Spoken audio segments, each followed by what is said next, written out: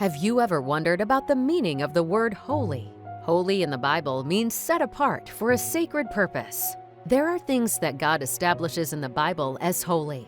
Some examples are God Himself, angels, His tabernacle, His law, His people, the Sabbath, and the tithe. What few Christians know is that offerings are also considered as sacred or holy. The two expiatory offerings and the sin and guilt offerings, for example, are regarded as most holy. The grain and food offerings are described as the most holy part and sacred.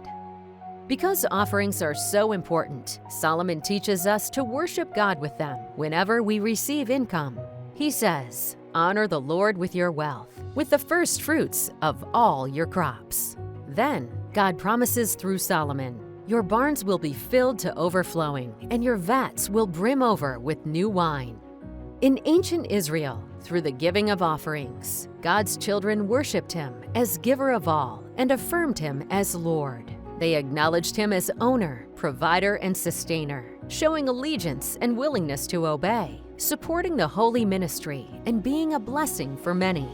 God set the amount or value of some offerings, and for others, God left it to the worshippers' discretion. Nonetheless, the general principle was always to give in proportion to what one has received, and to give the very best to God. According to the Bible, offerings should be returned to God as regularly as the tithe, every time He blesses us with an income or increase. We refer to these regular gifts as promise, because as with the return of the tithe and the keeping of the Sabbath, offerings will only be consistently given to the Lord if there is a purpose in the heart, a firm decision, a promise made in advance, in prayer before Him. Have you already told God how regularly you will return your promise to Him?